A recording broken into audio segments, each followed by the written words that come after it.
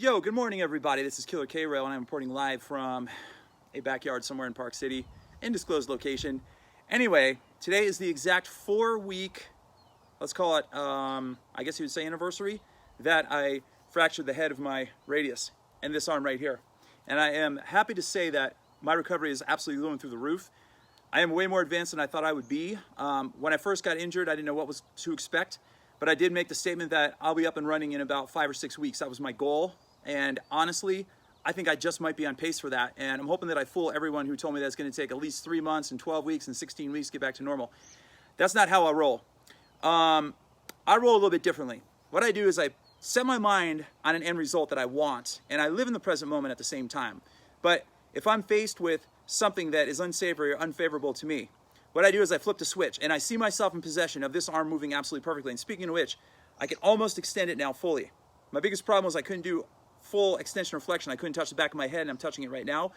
I learned some corrective drills yesterday from a PT session, which was absolutely amazing for the 5 minutes that she ran through it, and that's exactly what I needed. And I needed to know what I can and can't do and what I shouldn't do and how far I can push things. But some of the secrets to my healing were basically this. I set a vision on what I looked like and what I felt like. And honest to God, I think acting like you're in possession of that which you want cannot be stated enough. It's basically the power of visualization.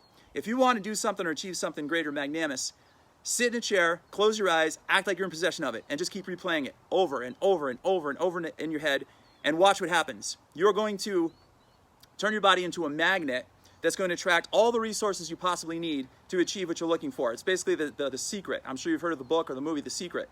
It's funny because I was thinking about all this stuff years ago when I used to watch Bruce Lee movies, and he was impervious to pain. Of course, I was a little kid and I didn't know.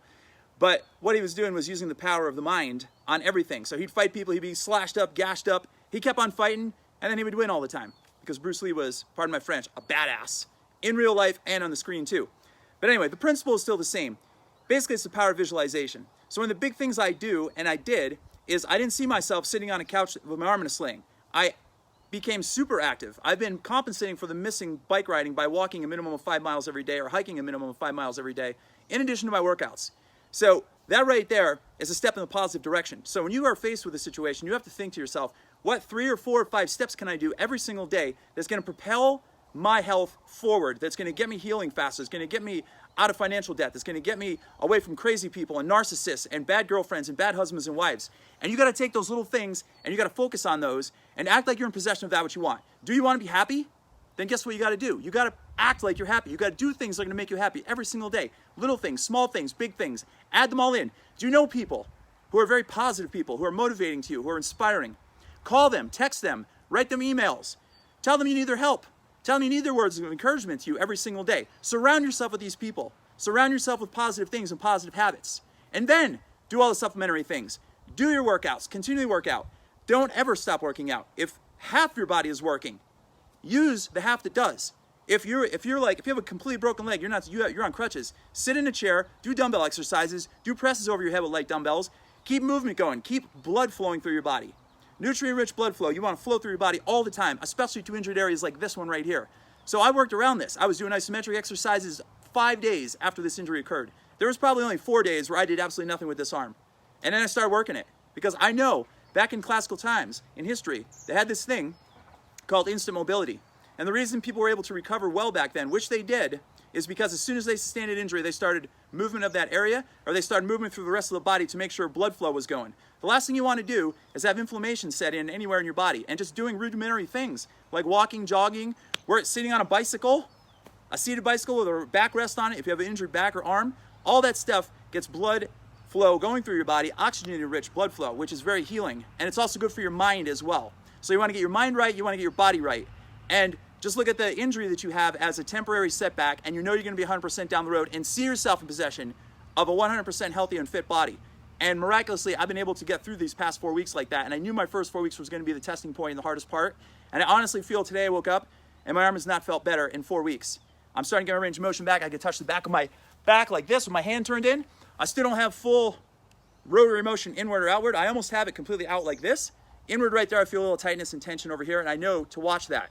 But I'll be darned, I was asked to play kickball again this year, and I'm coming out of retirement, and it starts this week, and I pray that I'm going to be able to play very shortly. I may even start right now, but I have to be super guarded with my arm. And that's probably insane, and most people out there probably won't want to do that. But I strive for excellence. Remember, I see myself in possession of that which I want, and not that which I don't. Now, I rambled on long enough about the healing processes. Of course, there was another thing, a lot of things I did. Fasting, time-restricted eating. I was taking very key supplements I feel that expedited my recoveries as well. And I basically just kept my diet super tight. So if you want any of those particulars, you can always PM me, and I'll tell you more details about that and what direction to go. But I'm to a point now where I'm able to do exercises on my forearms, and I want to demonstrate one for you right now too. And I call this a low crawl hip raise plank jack. So it's a combination of core, shoulder stability, and kind of a little element of explosiveness as well, all rolled into one. And I've got a broken arm still. It's probably starting to heal now. It's 4 weeks, and that's usually when the bone starts to mend. And I'm telling you, my grip is starting to come back. I'm super excited about that, and I think it's working well. So without further ado, as an injured man, I'm going to jump back down in the grass. I'm going to demonstrate this drill. Add it to your protocols. Add it to your workouts, especially if you're looking for a good core drill to dominate your body from head to toe. So let me adjust my camera, move my chair, and let's get down to business. I'm going to put my shirt on the ground. Okie doke. So what I cannot do yet is anything like this with my arm extended, because that's putting compression down on my bone. However, I can put my forearms on the ground until the cows come home. So what I'm going to do is this. We're going to come into a plank position on our forearms. So we're going to step in with our left foot, in with our right. So this, if I was like this and my knees were off the ground, that is called a crawl position. So from that position, I can crawl back and forth with my knees on the ground. I can't crawl right now, which is killing me because I love it, but I can perform exercises for my forearms. So that's the low crawl position. So we're going to step in, we're going to step back, and then we're going to do a hip raise. So we're going to lift our hips up in the air into like an A shape or a dolphin pose if you're a yoga fan. Then we're going to lower our hips down, and then we're going to hop our feet out, hop our feet in. That's the jack part, and then we're going to repeat the whole series. So here we go. Forearms, plank. Now step in, step in. See my knees are off the ground?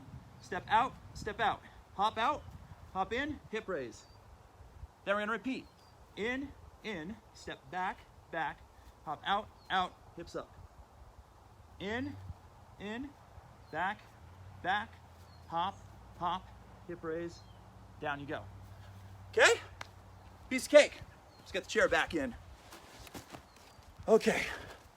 Sorry for the technical difficulties. Well, they're not really technical difficulties. I'm just schlubbing around here. Okay, so that is a very fun core drill you can do right there.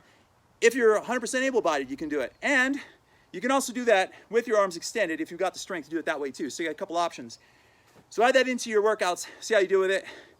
And for the last thing, just to recap, always focus your attention and your sights on that which you want. And nothing on that which you don't. So I want you to do that today. I want you to do it the rest of the weekend. I want you to do it Monday, Tuesday, Wednesday, Thursday, happy days. And I want you to do it for the rest of your life. Always focus on that which you want. Visualize, power visualization. When you go to sleep at night, close your eyes, think back to 3 to 5 things you're super thankful for that happened during that day, and then act like you're in possession of that which you want. Try that every single day. It takes 22 days for something to become a habit. Jill and I mentioned that the other day. When you do this drill, watch what happens. Magic's going to happen. You're going to accumulate so much momentum. You're going to accumulate so many positive influences in your life, so many resources that you need, that you're going to live your best life of all time. And that's all I could ever ask for all of you, because you are the master and you deserve that. I deserve it. You deserve it. We all deserve it. Okay. Till next time, this is Killer K-Rail. Try to pick up at least one piece of trash today. Do at least one thing beyond your comfort zone. Do at least one good deed without having anything of expectation in return. And try to get at least 8 hugs for 8 seconds. Masks or no masks, I don't care if you're wearing masks. Just get it. The human connection factor is super important, super pivotal. I'll probably do a whole video on that down the road, maybe with Jill next week. Anyway, to recap on the fasting thing, we're just starting a 48-hour fast tomorrow, late afternoon as well. You're all welcome to join. We already talked about it yesterday. If you missed it, just check my feed. The video is on there. And if you want to do all 48, that's great. If you want to do 12 hours, that's great. If you want to do 16, that's great. But we encourage you to join us for at least a little bit of the fast. Okay? Perfect. Today is Saturday. Have a great Saturday. Have a great weekend, everyone. And I'll talk to you soon. Actually, I'm doing a double gun today. First time I could do this.